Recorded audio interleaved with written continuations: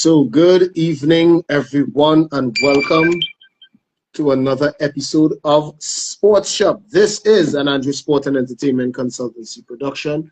I am your host, the Akin Samuel, and we are here this evening to speak about mental health and mental wellness. We're doing it a bit different today, and I have none other than the Dr. Summer Edward Williams of SCW Global Limited, of She Foundation, of Fresh Oil Ministries. And I wanted to specifically do this different today because I don't want persons to feel as though there's more to sports than just actually being an athlete. There's a lot of things that go behind the scene, and mental health and mental wellness, not just for athletes, but for persons in general, is something that I do believe our generation is now catching up to, and more so the culture is now beginning to embrace. That's right. Right, but I do believe in the future it will get better, but somebody has to make the sacrifice and it has to start from somewhere. Right?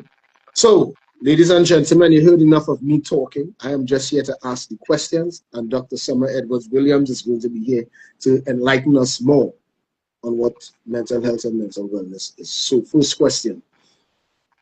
What inspired you to specialize in mental health and wellness? To be quite honest, I think there's quite a number of factors that would have inspired me, but initially I got a word from the Lord through a man of God. My desire has always been to teach and to probably be a nurse. Those were the two professions that I had a desire from the very little girl. But I would always find myself in spaces where I'm counseling automatically. So even in college, even in primary school, I was always the head of something organically, and you would find that I'm always giving counsel. I never took it seriously, even in my dating and going to college. Everyone would sit in my dorm room, and it's like my name was Auntie Summers in college. That's because I would always be counseling and so forth. But fast forwarding, when I went to a prophetic conference, the man of God said to me, I was studying actually my master's in leadership and entrepreneurial studies. And the man of God said to me that the Lord said counseling is where you should go, and psychology. And I was like, nope, I don't want to be amongst plenty of people. I mean, as much as I am or appear extroverted, I'm very much a lot to myself. It takes a lot for me to be up for an interview to speak publicly, and I know it's hard to believe, but that's the truth. So even in pursuing psychology, eventually leaving out entrepreneurship and leadership, my life in itself, when I look back, and if I am to encapsulate everything that has happened in my life, those would have been the contributing factors from a personal, professional, as well as spiritual perspective, especially specializing in trauma and recovery. Just to give you a little background story, my life has been traumatic. So I would have had what we call trauma in utero, given the experience my mother would have had when she was having my twin sister and I. She was, she had preeclampsia, which is high blood pressure, and she went into a stroke. And from then, I was very much suffocated in the womb. So when you hear the story, so my mother was not aware that she was having twins until she went to have the baby, or babies. So I think that would have contributed to her pressure being high and so forth. And when, if you understand trauma in utero, the child, the fetus in the stomach, in the womb, is traumatized even from then. So you are sometimes experiencing trauma before you come into the world and through the womb. So you would find that children sometimes, based on their behaviors, a parent, a mother might say, but we give them everything, their house is stable. My question to my clients a lot of times is, what was your pregnancy like? And sometimes that's what That's the root of the behavioral challenges. So I say all this to say my life has been filled with traumatic experiences, not knowing that it was all a part of God's plan. So now these are the tools that I use. This is the archive that I go into, having overcome many of those traumatic experiences and really seeing, especially from a faith based perspective, we don't focus a lot on mental health. And because of that, I saw there was a gap. There was a gap whereby they would spiritualize even the soulish issues. And it was not that, or it is not that we ought not to pray about things, but we're also supposed to deal with the issues. So even as it relates to sports, a lot of times the indiscipline is attached to psychological issues. So the indiscipline has to do with emotional dysregulation. And so sometimes we don't understand that mental health affects every aspect of our lives. Correct. So just to wrap up what I said, I know I'm very passionate about this topic. It's all right. It's all right. What inspired me or to specialize in mental health was personal, professional, and spiritual factors. Yes, very good, woman of God. You touched on something about the child experiencing trauma in the womb. Stuff that some of it I knew about, but I never looked at it that way, which is a very unique and now knowing way to look at trauma and traumatic experience in children. And you also talked about indiscipline in not just in church but in an athlete as well. And we just want to pray stuff away and not realizing sometimes God gave us the tools to help ourselves sometimes. Correct. And one of it is from lack of knowing. Because I can't fault you for not knowing something. But it is our job to understand how to know better. So how would you define good mental health? Good mental health? And how does it differ from not being sick? So good mental health is not simply the absence of illness. It is also the presence of peace. It's also the presence of resilience. And so it's also the presence of purpose. And when we think about good mental health, it really means the ability to cope, the ability to cope with life challenges and go through the process, maintaining healthy relationships with hope, of course, and not being sick implies survival, and we're not survival. Good mental health reflects thriving. So when we talk about mental health, it's almost as if mental health is something that is associated with just sickness. Mental wellness is also part of mental health.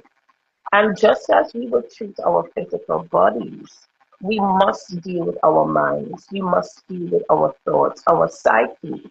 And so it is not about the absence of sickness, but it is about coping with life, coping with purpose, coping with the challenges, and maintaining healthy relationships so that we can thrive rather than survive.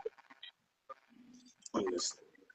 I hope the viewers are understanding that as well. All right? So you come here to hear me speak. You come to hear it from a professional, not just on paper. We'll be dealing with quality and certification. The best you get at Andrew Sport and Entertainment Consultants. So, moving on. The Caribbean and Trinidad and Tobago at large. We have a lot of granny tales that we so rightly say. And there are a lot of things that both men and women have when it comes to mental health and mental treatment, especially when we see it in our elderly and in our children. And because we don't know or are not willing to deal with it or confront it, you see a lot of things, a lot of underlying issues go amiss. So what are some of the common misconceptions people have about mental health treatment? Firstly, Seeking help for your mental wellness is not a sign of weakness. And mental health, or even seeking help generally, has been seen as for only people who are mentally ill, and that's not the case. As a matter of fact, the truth is seeking help for mental health is a sign of courage and a sign of strength. It takes a lot to even admit, one, I need help. It takes a lot to even admit to someone or to even express to someone what is happening on the inside of you. Because a lot of times we are so emotionally dysregulated that we're unable to say we're dealing with stuff because we don't know how to process. Sometimes it's an avalanche of emotions. And because of that, we are in a place because of our culture, because of society, because of how we have been socialized.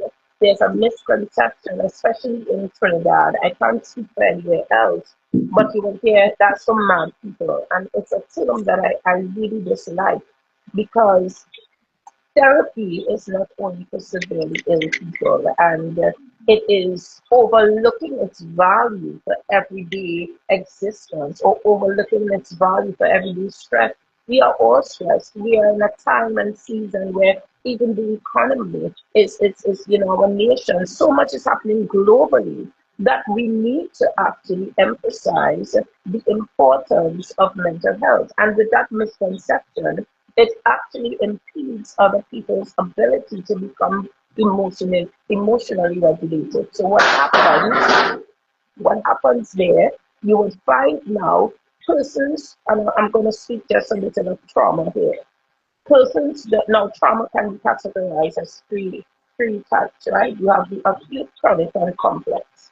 What can happen is that one can be acutely traumatized, but because mental health is seen as not for the ones who are mentally well, it's just a matter for mad people. You find that you could move from acutely being traumatized to complex, and when you reach to that place, if it is not addressed, it can now become mental illness. But mental wellness allows for us to deal with the things that has caused our emotions to become dysregulated so that we could prevent from going further into things like depression and PTSD and all of those things. So again, the misconception that people have is that seeking mental health help is a weakness, a form of weakness, when it's totally opposite from that.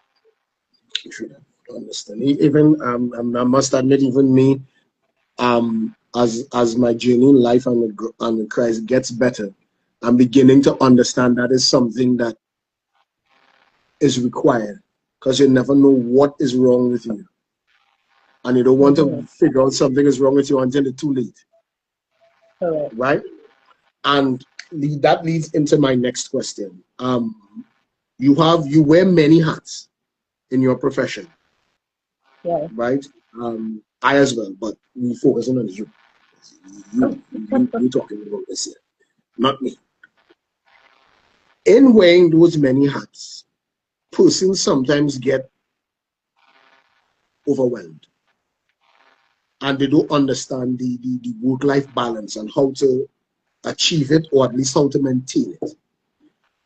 From your professional opinion, how do you approach balancing physical health, lifestyle, and mental well-being from your professional point of view?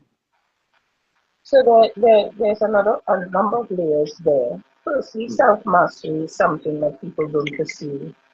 And self mastery really means finding balance in every area of your life. So what I encourage, I take a holistic framework.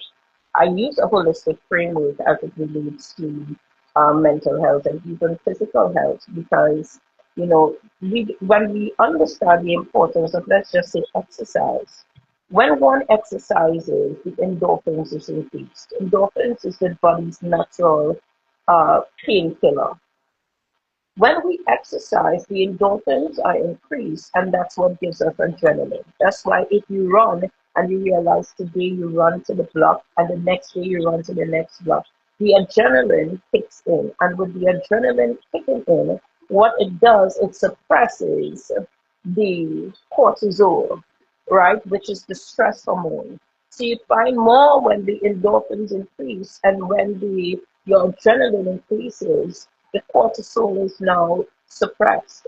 So with this holistic approach, you find that physical health includes things like nutrition, rest, and exercise, which are connected to emotional stability.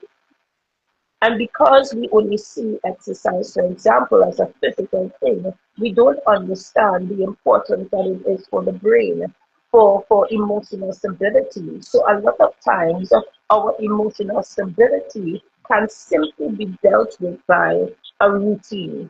And this is where self-mastery comes in. Now, we all have organic daily routines, whereby naturally we wake up at a particular time, and that is something called the IAS, which is your internal alarm system. So you find that your internal alarm system, if you are stressed, it can cause that. And you'll find yourself now that you are not sleeping at night, and then that hour between 11 and 2, 11 p.m. and 2 a.m., where it's the only time that hormone is released, which is the, um, remind me, I'll tell you just now. Give them. Melatonin. Mhm. Melatonin, when it is released, it's the only time. That's why you're sleeping the day and you're sleeping the night to sleep different times to sleep. And because the melatonin is not being released, because it is only released when you are sleeping, and between those hours, high blood pressure and all these different mental health associated illnesses or physical illness can become manifested. So one of the things that we have to do is prioritize self-mastery, which is not just moving with our organic daily routine, but being very intentional with our daily routine. Even if that means waking up half an hour earlier, but going to bed half an hour earlier. And a lot of times you hear, even my clients, well, I don't have time. When I come home, it's this. When I come home, it's that. But we don't have time. We make time. Exactly. And when we make time and we realize the only time we make time is when we get a diagnosis. When we get a diagnosis that something is wrong, now we find how we can factor in tablets and how we can factor in exercise. But I always tell people, if you imagine in your mind that, listen, I have been diagnosed with good health. So I have to maintain that, even though you may find yourself sometimes life happens and you could find yourself being a little off your routine. But if you don't have a routine in place, which encompasses your ability to have some kind of discipline, you find that your day goes anyhow. You have to be intentional about it because physical health can be affected when you are mentally challenged. So things that allows, for example, anger. Anger interferes with your heart. Mhm. Depression interferes with your lungs.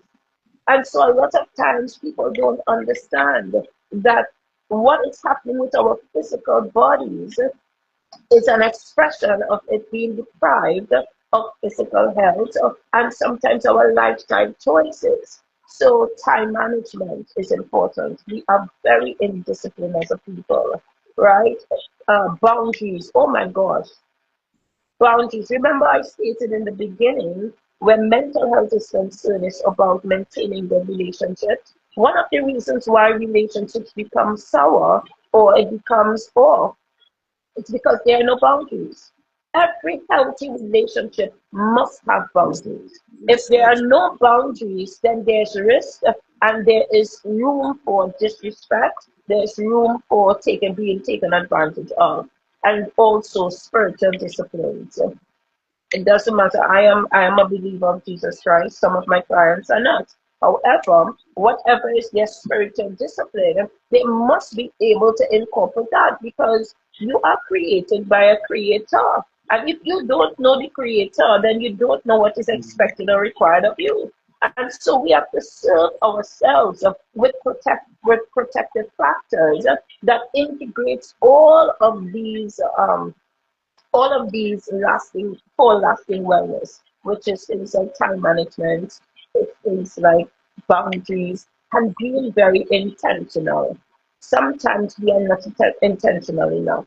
And when I hear things like, but I can't do it, but we are intentional to stay away from the people that hate us. We are intentional to stay away from the things that we don't like.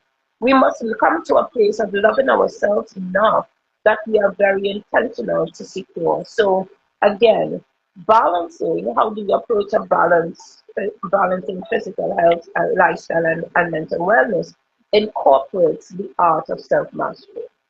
Very good. Thank you very much. This is an Andrew Sport and Entertainment Consultancy production. This is Sports Shop, and we are live here with Dr. Summer Edwards Williams of SCW Global Limited. Remember, guys, if you have any questions, please put it in the comments, and the doctor will answer it to the best of her ability. Not me. We're going to ask you best as we can. My mental health knowledge is very limited. All right. So moving on, you mentioned about self-discipline, which is a big factor. Some athletes have in Trinidad and Tobago, and a big part of that is understanding how well to manage your downtime, and that is something I realize plenty of people don't understand how to do. Athletes, especially, don't have the understanding of how to manage downtime, especially when things are a bit challenging and difficult. So, as it relates to mental health and wellness, there are signs. There would be signs. What early warning signs of stress, burnout, or declining mental health should people watch out for?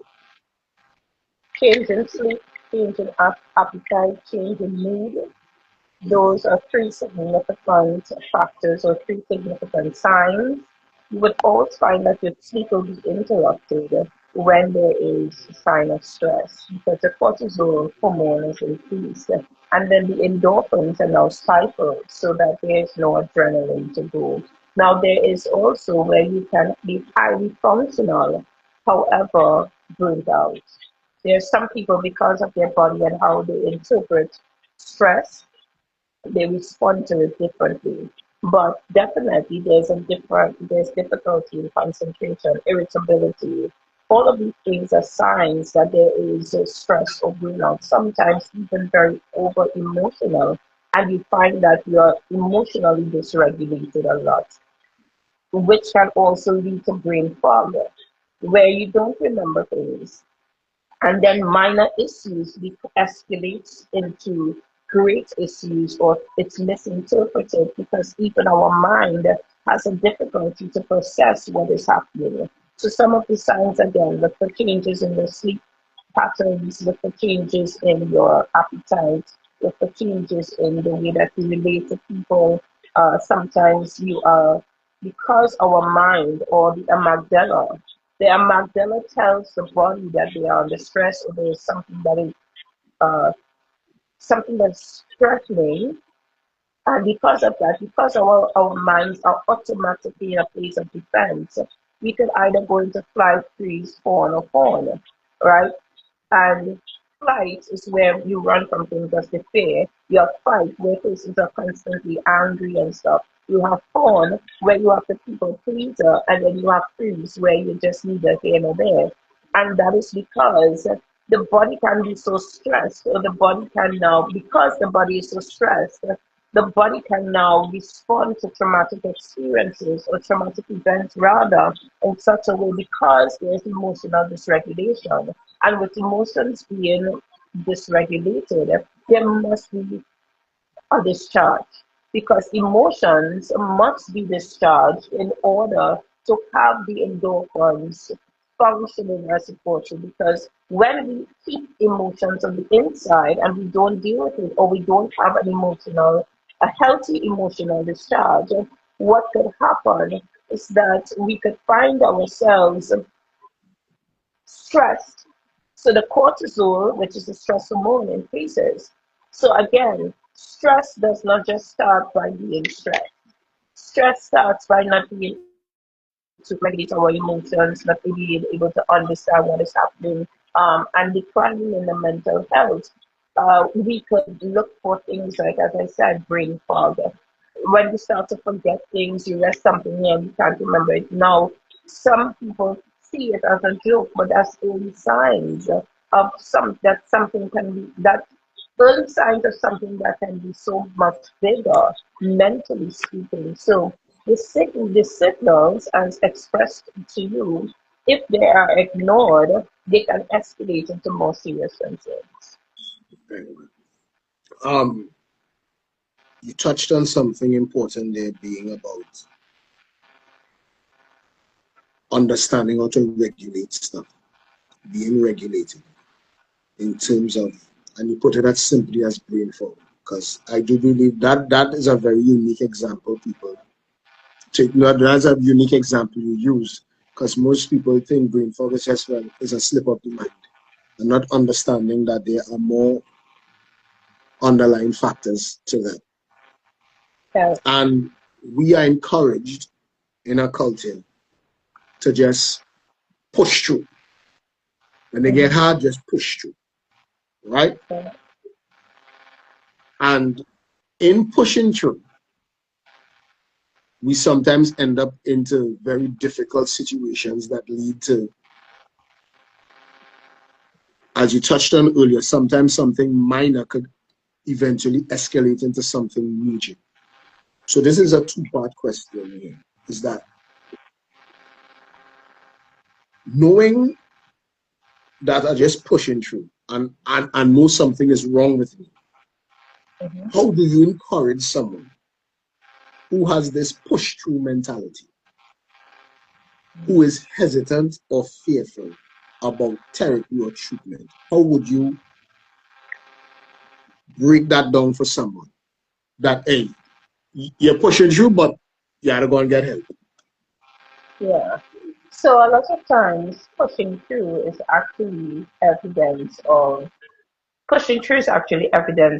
depression, because a lot of people think that depression is where one shuts down, but one could be highly functional and doing a lot of stuff, but is totally depressed, because pushing through is actually a coping mechanism.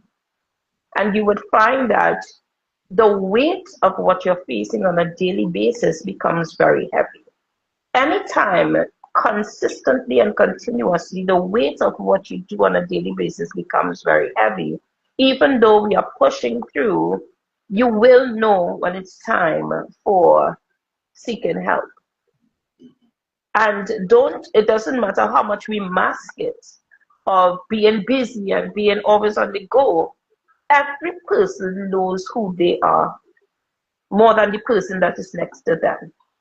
So at the end of the day, in your quiet moments in your time, when the weight of what you're feeling or what you're facing begins to interfere with your daily function, when it begins to interfere with relationships, it begins to interfere with your sense of hope.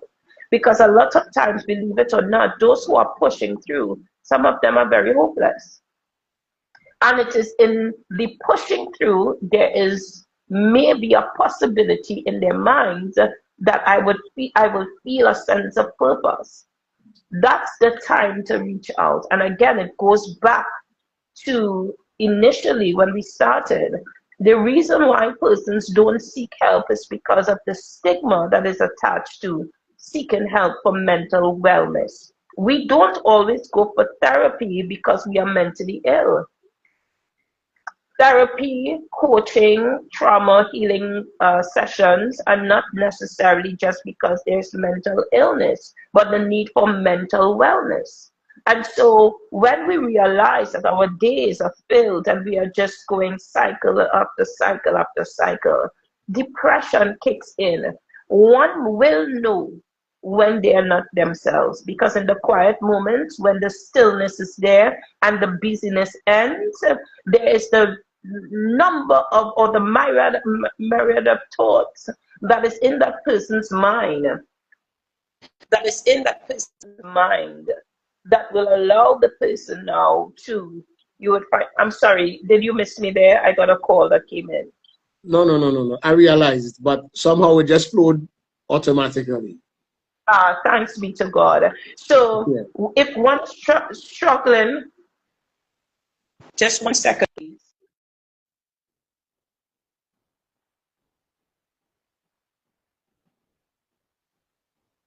My apologies.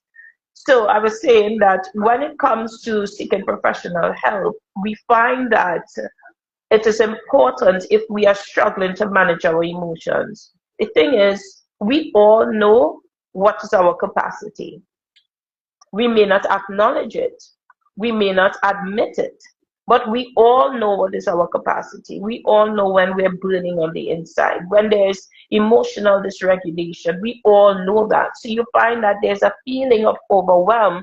We just don't say it because, again, our culture is get the bag, work hard. Our culture is if you're not busy, you're lazy. So we find ourselves being quote unquote productive when we are really not being productive. We are being actually we are actually causing ourselves to get further into a flump, you know. So again, someone who is just existing, someone who is just getting by, is someone who's using a coping mechanism. Understand. Um, which is very important for us to understand about coping mechanisms and that word coping. I'll get into that question later.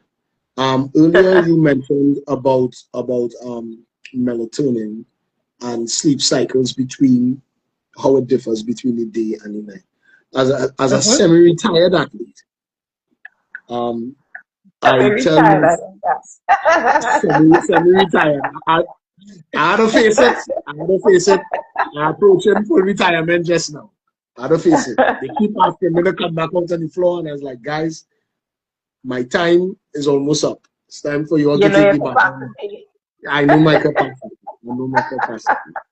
Semi-retired. And I often tell students and clients the importance of things like exercise and sleep and nutrition, and the ability to maintain balance with it. Right. Most people believe only a coach could tell you stuff like that, and would only listen to a coach when they speak on it. And this is not a knock on coaches, but our knowledge when it comes to certain things in depth, when it comes to exercise, and when it comes to nutrition, and when it comes to sleep and emotions and stuff like that, is some of us, it is limited, or we may specialize in one area. And because of that specialty, you learn a little bit of everything as a coach.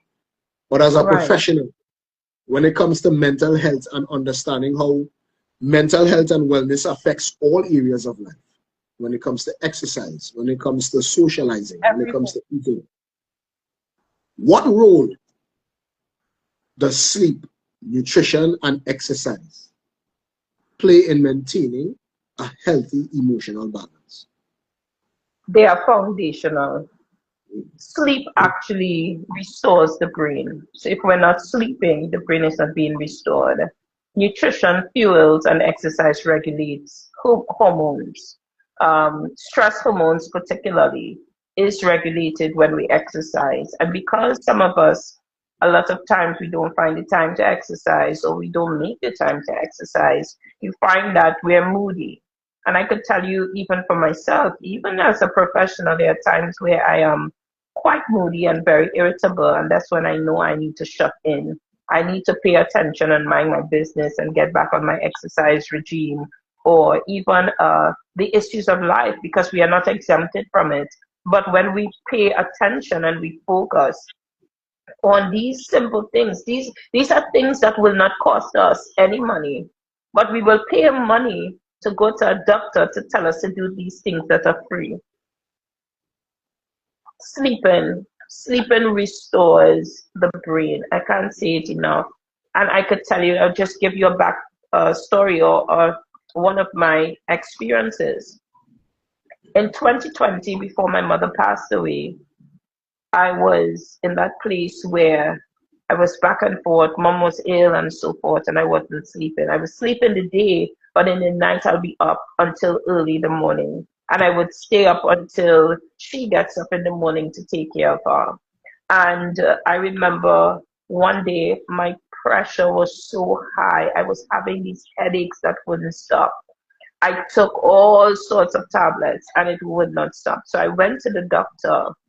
And when I went to the doctor asked me, what is my sleep like? I said, well, I sleep a lot in the day, but not in the night. He said, that's the problem. So I developed high blood pressure from not sleeping in the night, and it was when I became aware of melatonin being released. The only time it is released is from 11 around there to 2 a.m. in the morning. And so when we sleep around that time, that's why the time for sleep in the night is so important and critical rather than sleeping in the day. As I said before, the sleep that we do in the day, that 10-minute sleep, that yeah, we feel alive and active, it does not do the same compared to the sleep in the night that is required of us to sleep so that the melatonin is released. So together, sleep, good nutrition, as well as exercise, they create the biological stability needed to process emotions, to think clearly, and also to maintain spiritual alertness. Because believe it or not, even spiritually, which is why the Bible says in Romans 1 and 2, to renew our minds daily so we can be transformed. And a lot of times we think it's just associated to the world. Be not conformed to this world, but renew your mind daily. At the end of the day, renewing our minds is also when we allow sleep to take its course, to restore the brain so that the mind can be renewed in terms of our thinking. Because anytime there is trauma, anytime something has come to emotionally dysregulate us, the thinking brain shuts down. And then you have what we call the reptilian and the mammalian brain that is operating. And when that happens, you find that people respond to things based on impulse rather than thinking through.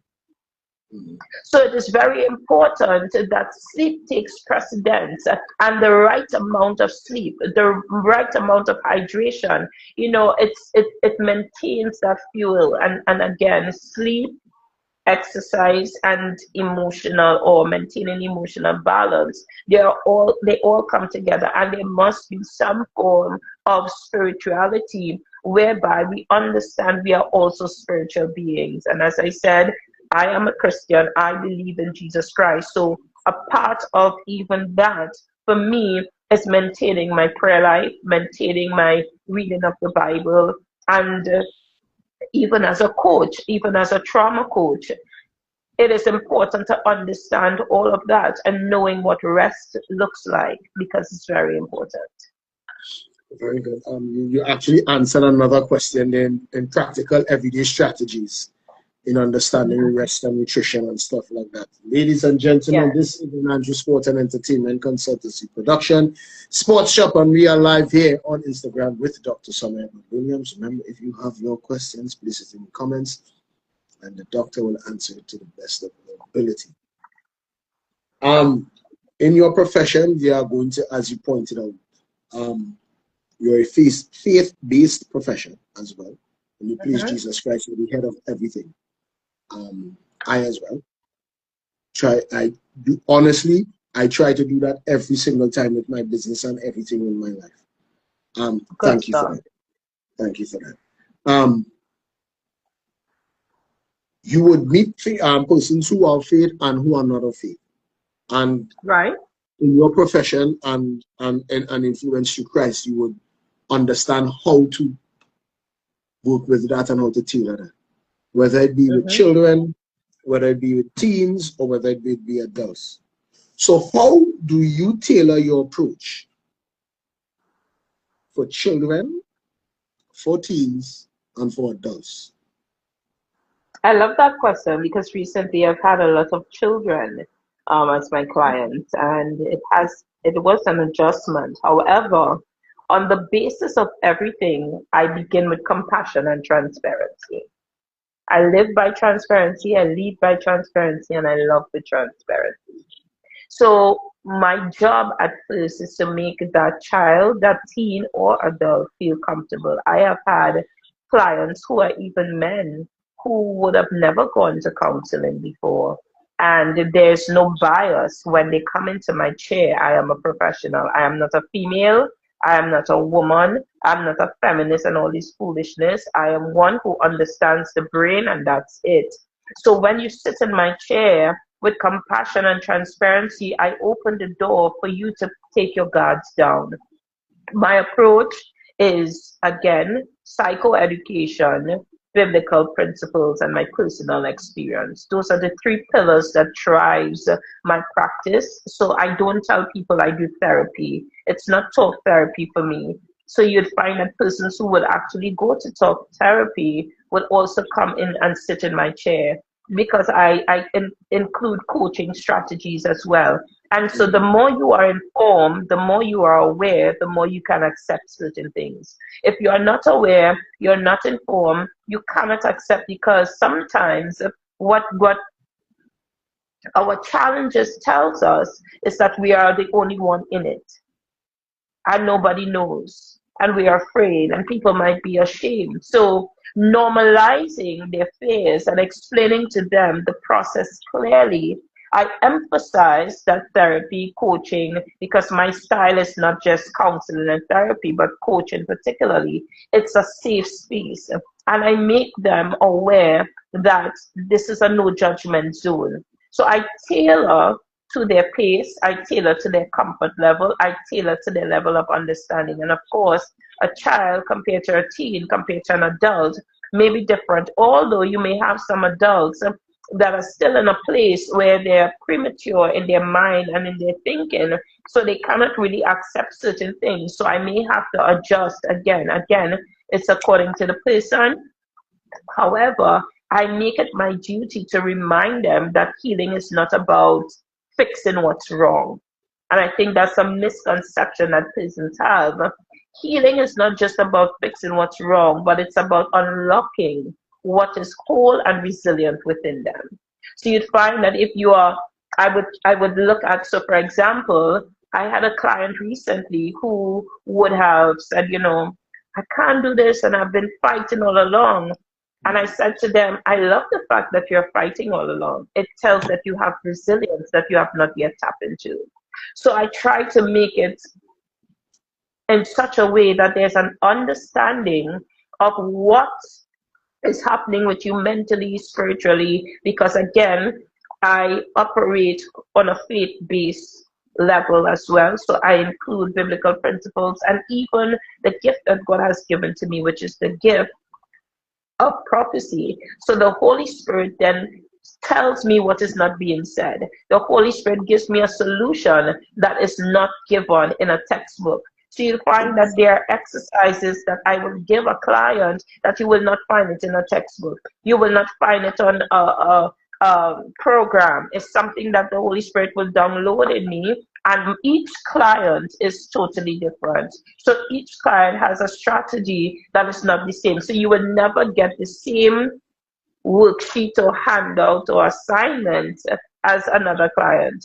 It is all tailored for that person particularly. So I'll say this again.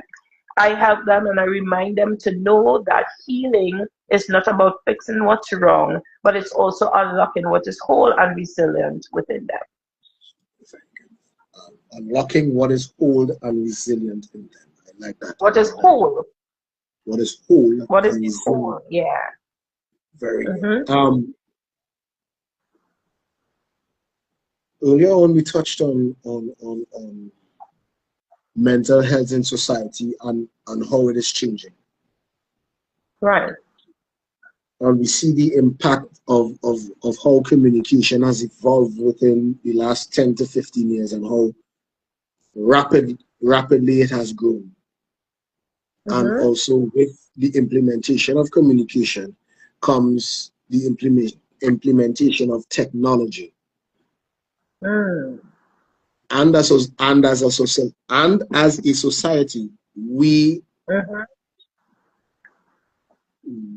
have somewhat let our guard down in how technology has influenced our lives because it Mm-hmm. happens so quick. It happens so quick. It happened very so normally what we would have seen would have taken 10 to 20 years have now taken 5 to 7 or 7 to 10 years. It's Mm-hmm. not all bad. There are good uses to technology and social media.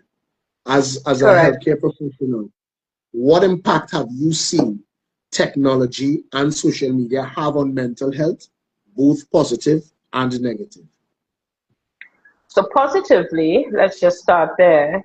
The easy access to information, social media or technology rather, has now allowed persons to have access to information that is on the fingertip. And as I said before, when one is informed and when one is aware, it allows for acceptance. And with acceptance, there's understanding and there's also the ability for change behavior. Technology also positively has allowed for persons to see commonality amongst other persons who may be struggling with the same things. So community is easily built using technology, communication as well. And long ago you would have had where you had to post a mail to the US and it takes some days or weeks, and then you have to call to find out if the mail reached. All of that.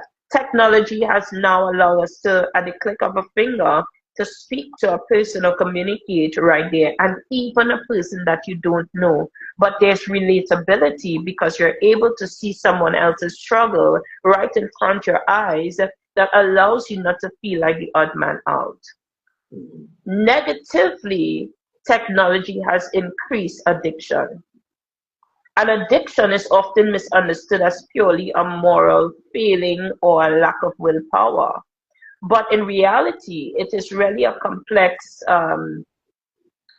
it is a complex interplay of biological, psychological, social, and spiritual factors. So one of the things that I need us to understand is when that psychological plot, when it comes to social media or technology rather, I want to just touch on social media because social media it has become so very sensitive to me by seeing persons becoming so addicted. And now the negative side of it is causing even more bullying, more inhumane behavior towards others. And so we are now festering anger and we are festering opinions that are not factual. So we have a narrative, and because we have a narrative, we try to portray that narrative without having independent thinking. So social media or technology on a whole has now give way because you have things like ChatGPT. You have a lot of things, AI, that has now really and truly, just as it is, artificial intelligence. It has now interfered with our resilience and our ability to think deeper because now we have access to it.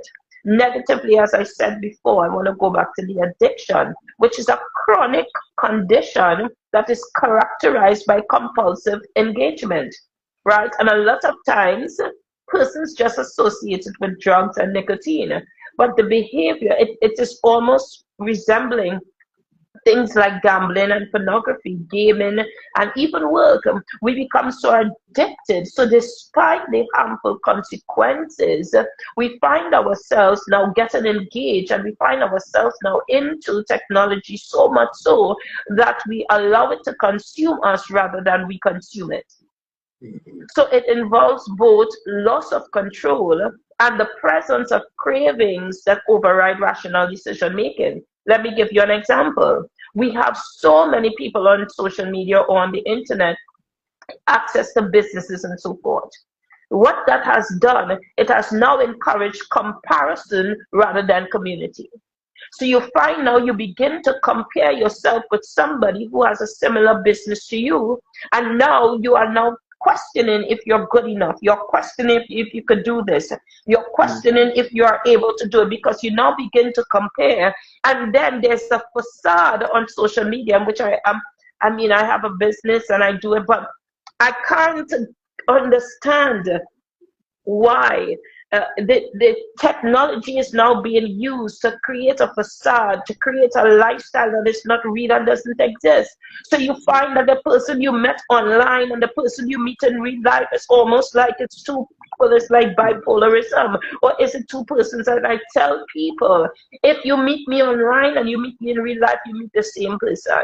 And this is the thing. If you don't know yourself, and if you are not in that place of complete or mental wellness, social media or internet technology can cause you to now become so intimidated, because you are now using the benchmark of other people's success rather than your obedience to God or whosoever that you call God to be, that has guided you, that is guiding you to this business. Everybody is created uniquely. So then you can't use the blueprint of somebody else's idea. You can't use the blueprint of somebody else's dream and vision and think you could be successful. But technology has told us, if you don't do it like this, and if you look like this person, and if you look like that person, then you're in the thing. I tell people I'm allergic to cliques, and I'm very serious where that is concerned, because even now Christianity has become commercialized through technology. So you have even what it looks like to be a sporting body, and you can manipulate that using so many different things. So as we're talking about sports as well, so now you have the idea of an athlete, or even an athlete recently. She wasn't an athlete, but recently there was this I think Miss Jamaica, who committed suicide. How many athletes are dealing with depression and all of these things, thinking that they're not good enough, and they're looking on social media, even the ones who are thriving or aspiring to be athletes, they are using social media technology as the benchmark as to what it is to be a good athlete, which now impedes their growth and ability and their full potential, because now technology is being used as the source.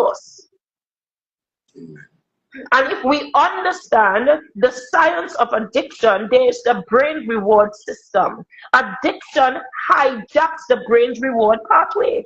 And so you find substances and behaviors release high levels of dopamine, that is the pleasure hormone or the pleasure chemical, reinforcing this cycle. That's why people get depressed when they don't get likes. They look at how much followers they have and they feel good, they feel important, they feel relevant. Why? Because the dopamine is now being increased with the likes, because likes tell me that I'm popular, likes tell me that I'm liked, but it's a deception. And a lot of times we are so dependent on that, that the tolerance over time, the brain needs more of the substance or more of the behavior. That's why you will TikTok, and you wouldn't even realize that you're scrolling on TikTok for hours because you want to get the same effect. And then there's the dependence, where the body now adapts. So withdrawal symptoms appear if the substance or the behavior stops. So that's why you have children behaving the way they behave when the mother or the father takes away the tablet. You have athletes, they are addicted, so they are indisciplined because they are so engaged in looking on this screen. And then you have the cravings, where there's strong urges that drive them back to a place that they are addicted to patterns, things like pornography and things that are not good for the body. And they want to stop and they can't stop. That's what technology has done. Yes, it definitely has. Because I teach children and I do see it.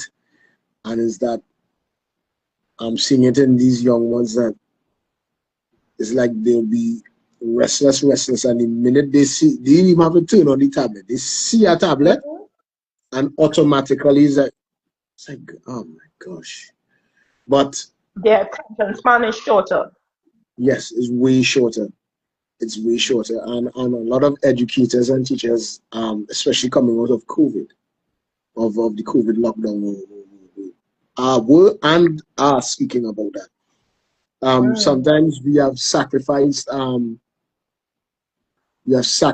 comfort for convenience, and that will and is currently affecting the next generation. Because if that continue, you and I will be able to be working even when we get put. We gotta be working in the 80s and the 90s because the younger generation can't function and they can't focus. All they are dead. I go and meet my maker. Get somebody else to do it. You understand? They go try to find a way to bring people back. Because we're seeing the younger generation, that lack of the ability to concentrate and the ability to problem solve. I'm seeing that a lot, the ability to problem solve. And this leads into the final question of tonight's interview. Yeah. This is your career path. This is the path that God has led you to. Really? And having the gift of prophecy and more importantly, the gift of a prophet. Because as I'm learning, the gift of prophecy and the gift of a prophet is two different things. The gift of prophecy and the office of a prophet. The office of a prophet. Thank you for correcting. Yeah. Where do you see mental health in the future? I'll even go as far as in the next 5 years. I'm encouraged by the growing conversations that breaks the stigma of mental health and not just associating it with mental illness, but also mental wellness. And the integration of even faith and science in the healing process. I have been in this place where I have taken an approach to have trauma-informed cultures be informed in churches and so forth, so that there's an understanding of healing. There's an understanding of the innovation in therapeutic approach as it relates to faith as well.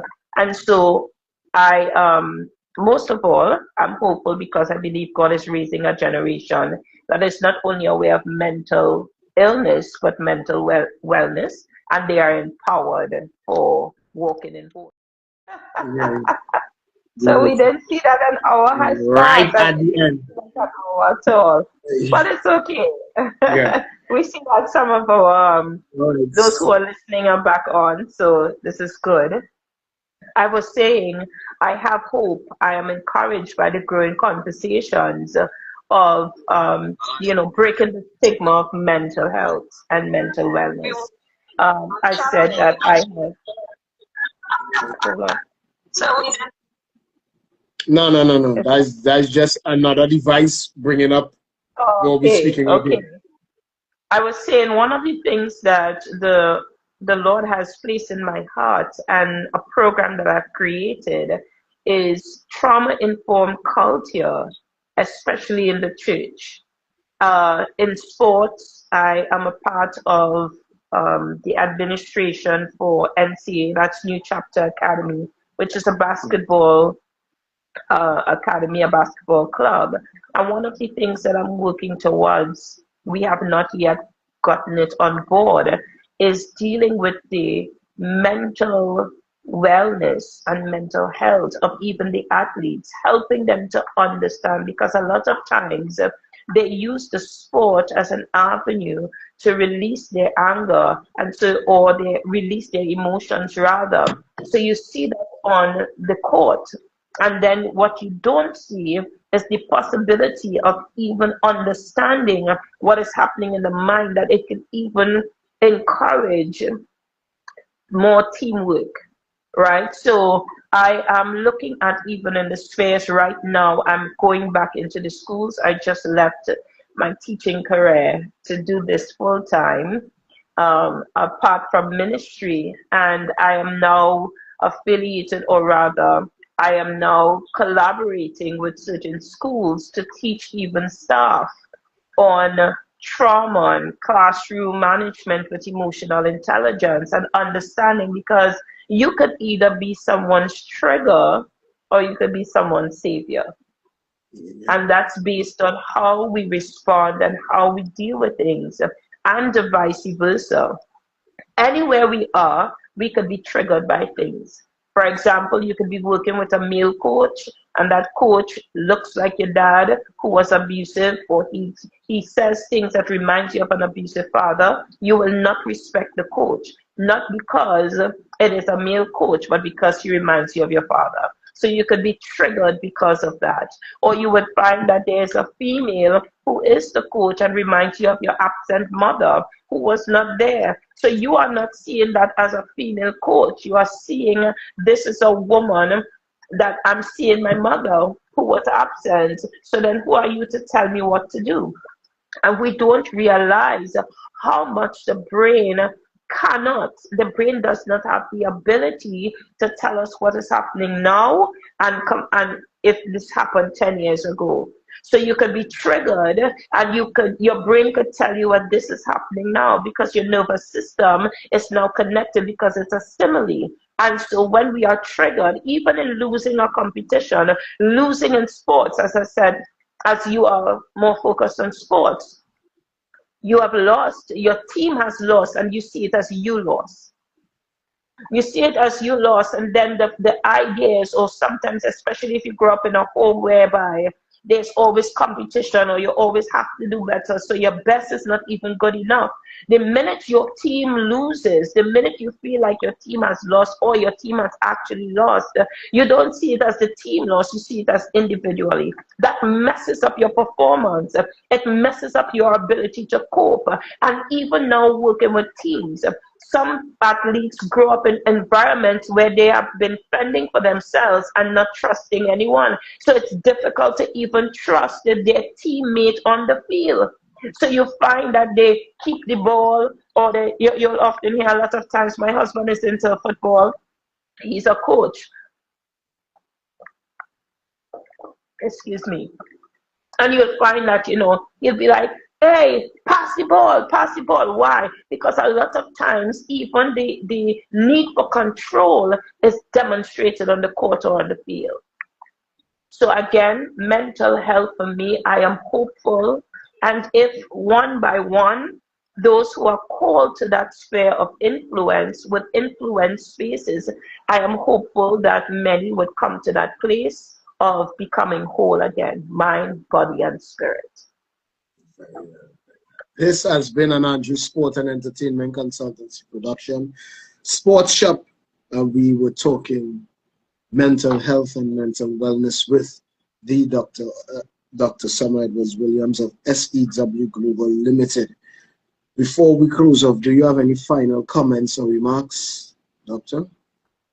Yes, definitely. One, mental health is not a sign of weakness, or getting help is not a sign of weakness. If you know that you are struggling, if you know that you are emotionally dysregulated, if you know that there has been changes, seek help.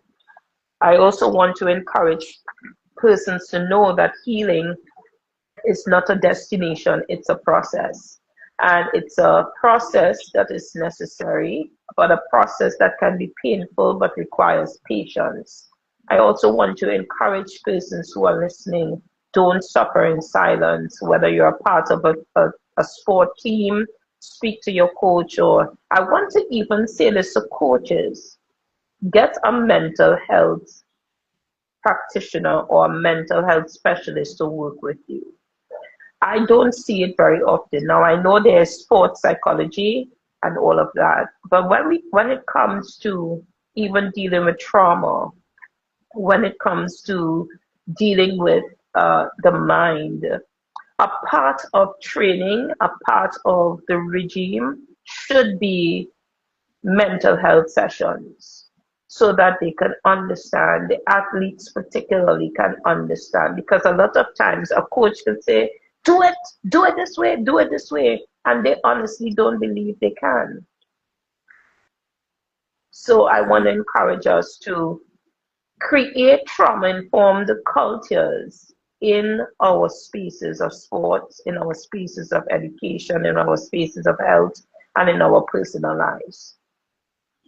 Right. And if Thank you you. need to get in touch with me, Sure. you could find me at SCW Global Limited. That's my name, my handle, or Summer Edwards Williams. You can also get me at 301-5885. And those who are not in Trinidad, the code is 868-301-5885. Or you could check my website, which is www.sewglobal.biz. 301. 301-5885. And if you need someone for your speaking engagements, I speak on resilience, trauma, recovery, personal development, and so forth. So if you're looking for a speaker, I am available for service. Very well, ladies and gentlemen. This has been an Andrew Sport and Entertainment Consultancy production. Sports Shop, where we just concluding our conversation of mental health and mental wellness with Dr. Selma Edward Williams of SCW Global Limited. I want to thank you very much for being part of this episode today. Thank you so much for having me. It was indeed a pleasure. Thank you very much. Pleasure is mine as well.